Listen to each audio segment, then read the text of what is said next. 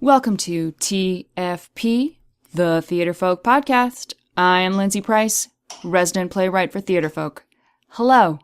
I hope you're well. Thanks for listening.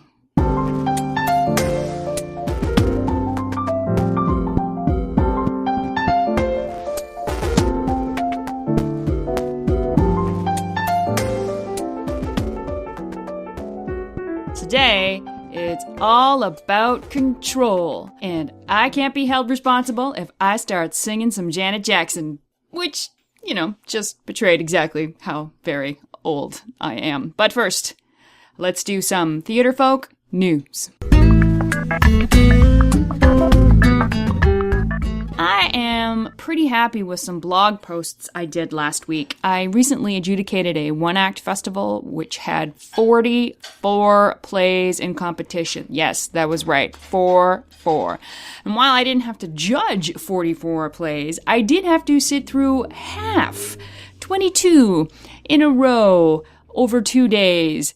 Yes, that is a lot of plays. But what was most interesting and most frustrating is that there were so many schools who competed and made the same missteps over and over and over again. So I did a 3-part blog series last week. Part 1 was on choosing a competition piece. For example, don't turn a small cast play into an ensemble extravaganza. Solving performance problems in rehearsal, meaning get those problems out of the way even before you step on your stage. And part 3 was all about what to do and what not to do on performance day. For example, know the size of the door your set has to fit through, especially when you only have 2 minutes to get your entire set in place. And lastly, where can you find this podcast? We post new episodes every Wednesday at theatrefolk.com and on our Facebook page and Twitter. You can find us on the Stitcher app, and you can subscribe to TFP on iTunes. All you have to do is search on the word Theatrefolk. Episode 16. Controll. Oh, that was horrible. See, now that I've mentioned Janet Jackson, all I've got running through my head is the fact that her first name ain't Baby. All right. I'm such a dork. Okay, so before I sat down to do this, I had to look this up because all I've been doing is singing Janet Jackson. And her album, Controll, came out when they actually made albums, 1986. I have these very vivid memories of Janet Jackson and her videos, and they all occurred 26 years ago. I have 26-year-old memories.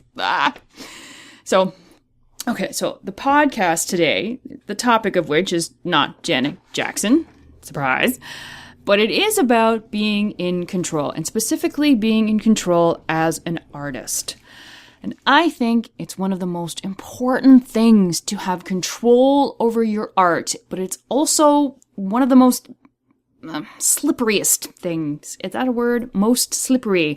Something that can slip through your fingers with such ease. It's so easy to lose control. It's easy to fear losing control, so much that you can take your work, lock it in the basement, hide it in a cave so no light or air can get to your work, and it becomes pale and anemic until someone has to come and rescue your work, maybe Janet Jackson, and your work staggers into the light, blinking against the glare of the sun. See, this is what the topic of control can do to you. Turn you into a blathering idiot, Lindsay? Why, yes. Who said that? Why, I did. Are you talking to yourself? Why, yes, I am. Okay.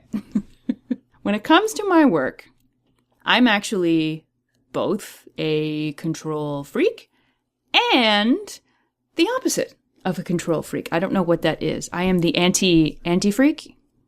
Now I'm going to start singing Rick James. All right, no, I'm not going to do that. Yes, 2 things in one. Oh, 2 things in one, which is also like a commercial, which I think is older than Janet Jackson. What is it? Two things in one. 2 shampoos in one. Oh, never mind. Okay. I'm so old. First, control. There is a reason that I write for myself and I have my own company. You might say it's because no one else would have me. Oh, but The truth is that in the few situations I've been in where I've worked for somebody else, it just didn't go well.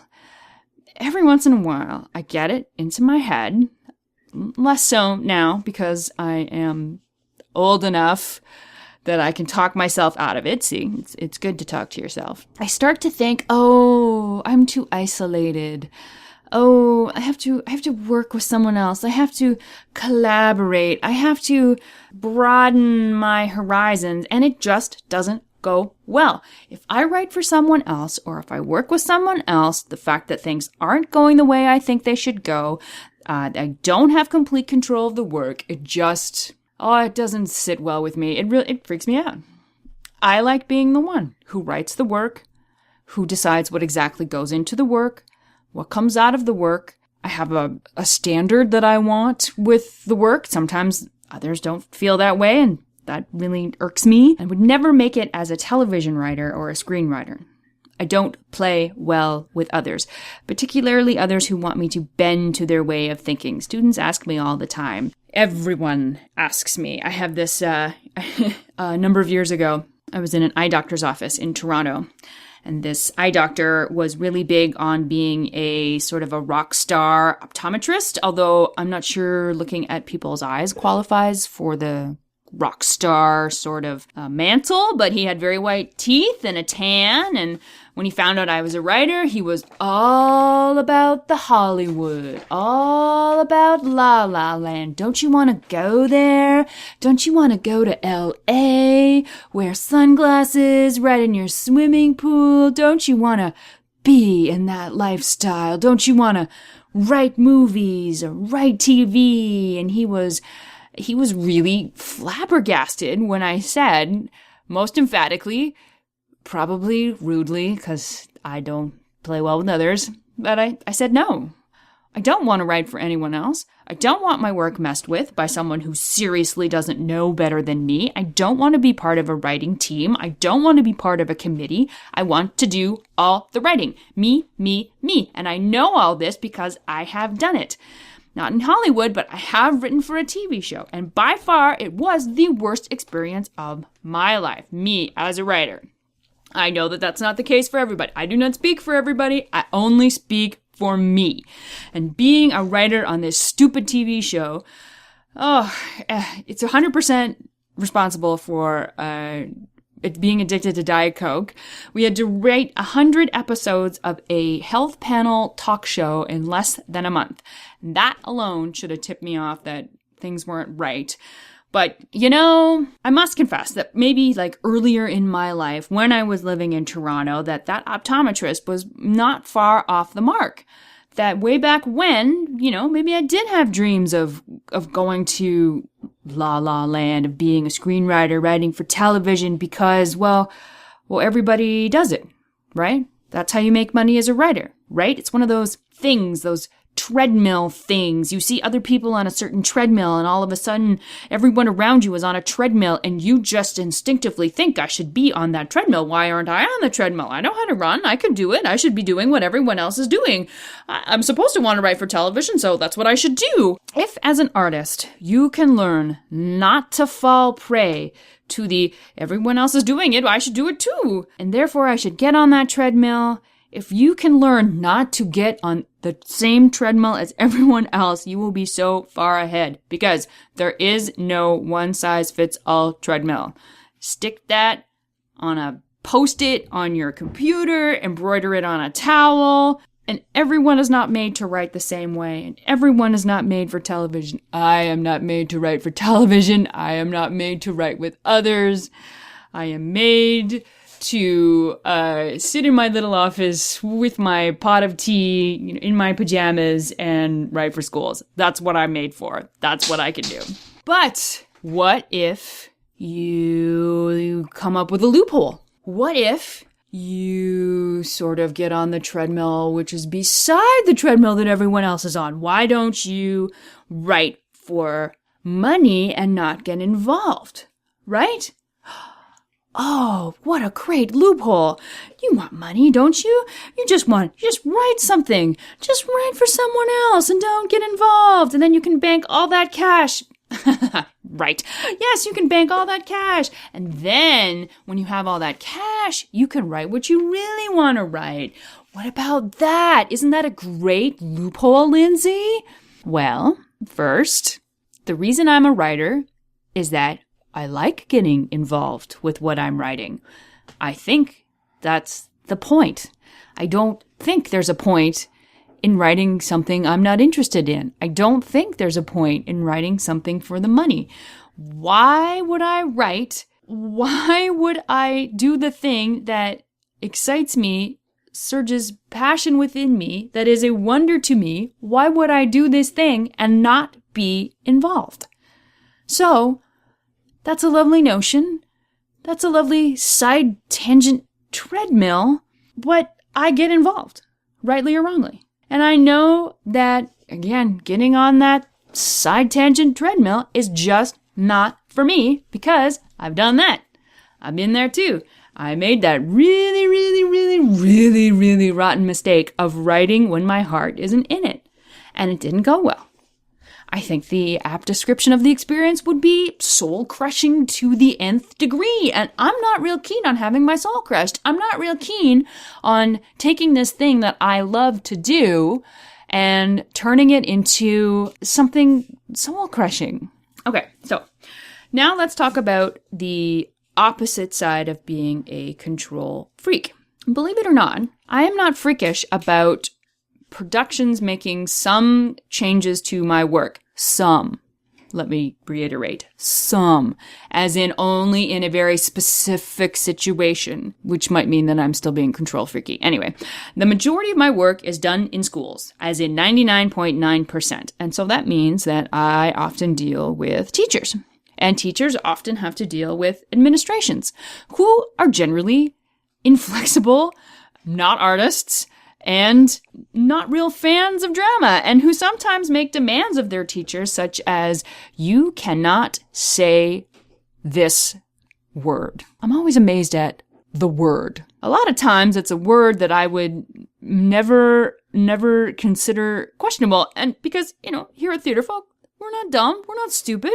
We know we deal with schools, and there are indeed words that should not be said in a school setting. They're words, they're not in our plays.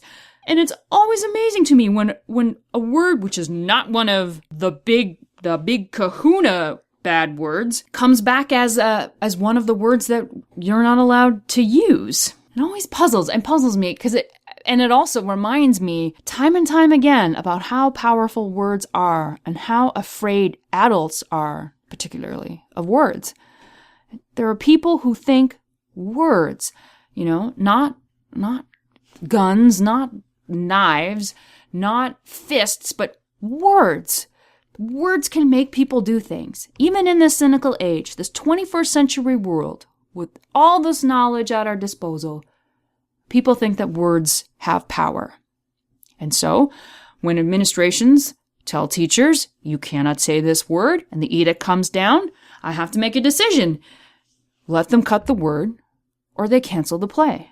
And I could get on my high horse.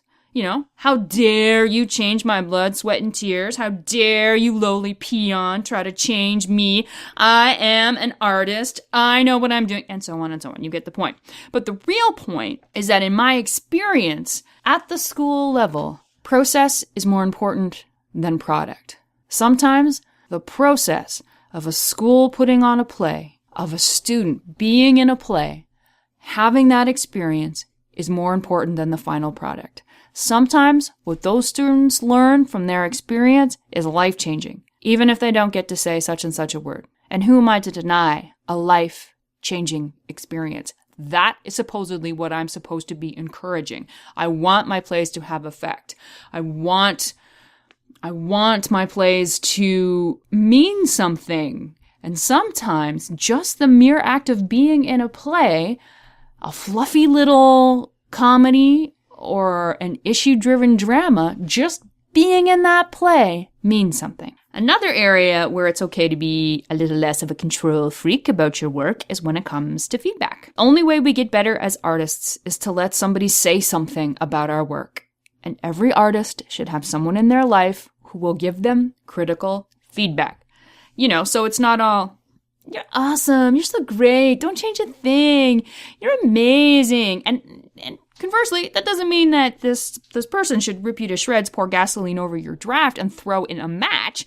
But we need to be able to listen to criticism, absorb criticism, and sometimes change our work to reflect that criticism. If we hold our work in an iron fist and proclaim that we are the only ones who understand the great art we are creating, that means that you are creating in a vacuum, and nothing survives in a vacuum. Now, having said that, it's one thing to let a little control go when the person giving you the advice is saying something that will make your work better. It's another thing to be all loosey-goosey with the control when you're trying to take your work to the next level. When you think that what you need to do to get published, to get produced, is to give away your control.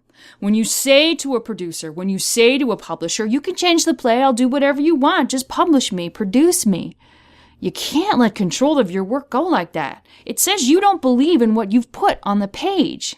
And what happens if the person you're saying that to is a louse, who doesn't have your best interest at heart? What if you make all those changes and they still don't publish you?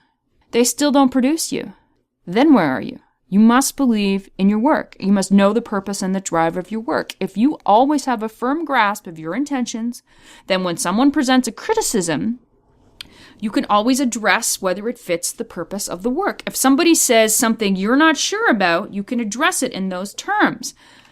This will bring the work away from my intended purpose, right?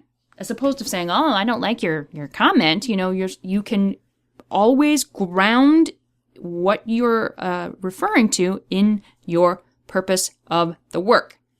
And frankly, if a producer wants to steer you away from your intended purpose, you don't want to work with them. Period. Okay, I think that's enough talk. That's enough of me talking or blathering on. And I'm not going to sing anymore. I'm just going to sit here and I'm going to hum quietly to myself, which I think is worse than talking to yourself. Right, okay. And that's where we're going to end things. Take care, my friends. Take care.